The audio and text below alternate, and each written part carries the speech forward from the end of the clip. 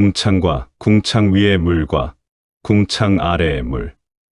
창세기 1장 6절에서 8절. 하나님이 이르시되 물 가운데에 궁창이 있어 물과 물로 나뉘라 하시고, 하나님이 궁창을 만드사 궁창 아래의 물과 궁창 위의 물로 나뉘게 하시니 그대로 되니라. 하나님이 궁창을 하늘이라 부르시니라. 저녁이 되고 아침이 되니 이는 둘째 날이니라. 천지만물의 주인은 하나님이시며 그분이 통치하고 계시며 지금도 천지만물의 운행과 유지에 친히 간섭하고 계신다는 것을 보시기에 좋았더라에서 보다 라아라는 단어에서도 찾을 수 있습니다. 보다의 라아라는 단어는 단순한 시각 현상을 말하는 것이 아닙니다. 그 단어는 감찰하다, 보호하다, 염려하다라는 의미의 단어입니다. 그 단어가 담고 있는 것은 이슬람교도 같은 이실론자들이 주장하는 것처럼 하나님은 천지 만물을 지으시고 그냥 절대 타자로 저 하늘에 머물러 계신 분이 아니라는 것입니다. 여호와의 사자가 또 그에게 이르되 내가 임신하였은즉 아들을 낳으리니 그 이름을 이스마엘이라 하라. 이는 여호와께서 내 고통을 들으셨음이니라. 그가 사람 중에 들나귀 같이 되리니 그의 손이 모든 사람을 치겠고 모든 사람의 손이 그를 칠지며 그가 모든 형제와 대항해서 살리라 하니라. 하갈이 자기에게 이르신 여호와의 이름을 나를 살피시는 하나님이라 하였으니 이는 내가 어떻게 여기서 나를 살피시는 하나님을 배웠는고 함이라. 이러므로 그 셈을 브엘라에로이라 불렀으며 그것은 가데스와 베렛 사이에 있더라. 창세기 16장 11절에서 16절. 하갈이 살해의 학대를 피해 도망가는 길에 여호와의 사자를 만납니다.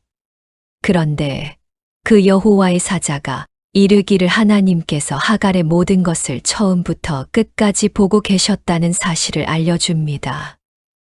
그래서 하갈이 감격하여 여호와의 이름을 감찰하시는 하나님으로 부릅니다. 거기서 감찰하다라고 번역된 단어가 보시기에 좋았더라에 쓰인 라아와 같은 단어입니다. 여호와의 사자가 하늘에서부터 그를 불러 이르시되 아브라함아 아브라함아 하시는지라. 아브라함이 이르되 내가 여기 있나이다 하매 사자가 이르시되 그 아이에게 내 손을 대지 말라. 그에게 아무 일도 하지 말라. 내가 내 아들 내 독자까지도 내게 아끼지 아니하였으니 내가 이제야 얘가 하나님을 경외하는 줄을 아노라. 아브라함이 눈을 들어 살펴본즉 한 숫 양이 뒤에 있는데 뿔이 수풀에 걸려 있는지라. 아브라함이 가서 그 숫 양을 가져다가 아들을 대신하여 번제로 드렸더라. 아브라함이 그 땅 이름을 여호와 이레라 하였으므로 오늘날까지 사람들이 이르기를 여호와의 산에서 준비되리라 하더라. 창세기 22장 11절에서 14절. 아브라함이 이삭을 번제로 드리려 할 때 하나님께서 칼을 거두라 명하십니다. 그리고 양 한 마리를 준비해 주시고 그 양으로 하나님께 번제를 드리게 하십니다. 그때 아브라함이 그 땅 이름을 여호와 이레라고 부릅니다. 지켜보시고 감찰하시며 자녀의 필요를 준비해 주시는 하나님이라는 뜻입니다. 거기서 이레라고 번역이 된 단어가 보시기에 좋았더라에 쓰인 라아라는 단어입니다. 그래서 이스라엘은 하나님이 도우심을 구할 때 이 라아라는 단어를 기도의 시작으로 삼았습니다. 그러니까 모세가 창세기를 기록하면서 이 라아라는 단어를 둘째 날을 제외한 모든 날들에 마치 후렴구처럼 붙여놓은 것은 하나님은 역동적으로 천지만물과 역사를 주관하고 계시며 그분의 계획대로 끌고 가고 계신다는 것을 보여주는 것입니다. 하나님은 보시는 하나님이라는 것입니다. 모세는 출애굽한 이스라엘 백성들에게 이렇게 하나님은 창조 때부터 역동적으로 만물의 존재와 역사에 깊이 관여하고 계시고 그 역동적인 하나님의 계획과 일하심 속에 너희의 구원이 들어있는 것이다. 그러니까 너희는 그 하나님께 항복하고 순종하라라는 내용을 그 라라는 단어에 담고 있는 것입니다. 우리들도 마찬가지입니다. 하나님은 우리가 잉태되기 전부터 우리를 알고 계십니다. 그리고 여러분의 결국을 결정해 놓으셨습니다. 그리고 단 한순간도 놓치지 않고 우리를 감찰하시며 지켜보시며 보호하시며 우리의 필요를 준비해 주는 분이십니다. 왜냐하면 우리를 좋았더라의 상태로 완성하기 위해 하나님은 우리를 감찰하시고 지켜보시며 보호하고 계시기 때문입니다. 우리가 지금 그 보시기 좋았더라의 상태로 지어져 가고 있는 것입니다. 창세기의 하나님의 창조가 우리가 눈으로 보고 있듯이 이토록 확실한 것처럼 우리 안에 시작된 그 하나님의 새 창조도 반드시 좋은 상태, 선한 상태로 완성될 것입니다. 그 일을 위해 하나님은 지금 우리를 지키고 계신 것입니다. 그런데 문득 우리의 처지나 환경이나 우리에게 일어나는 사건들을 보면 하나님은 나를 버리셨나 보다라는 생각이 들 때가 있을 것입니다. 이러므로 내 마음이 뼈를 깎는 고통을 겪느니 차라리 숨이 막히는 것과 죽는 것을 택하리이다. 얘가 생명을 싫어하고 영원히 살기를 원하지 아니하오니 나를 놓으소서.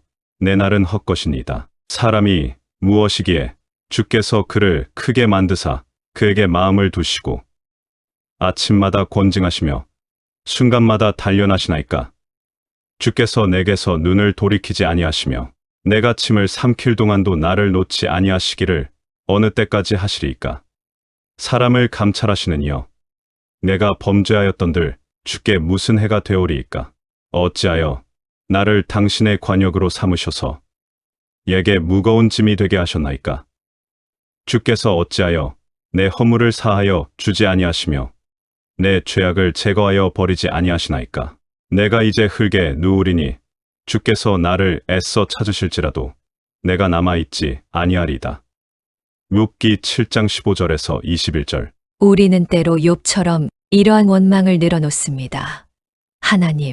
하나님이 정말 살아 계시다면 어떻게 나에게 이럴 수가 있습니까? 그런데 그게 바로 하나님이 우리를 좋은 상태로 만들기 위한 감찰라인 것입니다. 우리가 그 복음의 내용을 올바로 인식하고 깨닫게 되면 우리는 그러한 하나님의 감찰 앞에서 욥과 같은 투정이 아닌 다윗과 같은 찬송을 할 수 있게 되는 것입니다. 여호와는 나의 목자시니 내게 부족함이 없으리로다. 그가 나를 푸른 풀밭에 누이시며 쉴 만한 물가로 인도하시는도다. 내 영혼을 소생시키시고 자기 이름을 위하여 의의 길로 인도하시는도다. 내가 사망의 음침한 골짜기로 다닐지라도 해를 두려워하지 않을 것은 주께서 나와 함께 하심이라. 주의 지팡이와 막대기가 나를 안위하시나이다. 주께서 내 원수의 목전에서 내게 상을 차려주시고 기름을 내 머리에 부으셨으니 내 잔이 넘치나이다. 내 평생의 선하심과 인자하심이 반드시 나를 따르리니 내가 여호와의 집에 영원히 살리로다. 시편 23편 1절에서 6절. 동일하게 둘 다 하나님의 지키심을 고백하는데 한 사람은 고통 속에서 지키심을 바라보고 한 사람은 만족과 기대 속에서 지키심을 바라봅니다. 우리 하나님은 이처럼 우리를 쫓아다니시며 지켜주시는 분이십니다. 그런데 그 지키심과 감찰하심에는 지팡이와 막대기가 동시에 사용됩니다. 그 말은 회초리도 사용하신다는 것입니다. 그렇지만 다윗은 그렇게 회초리를 맞을 때도 또 사망의 음침한 골짜기를 지날 때도 그게 하나님의 지키심이라는 것을 알았습니다.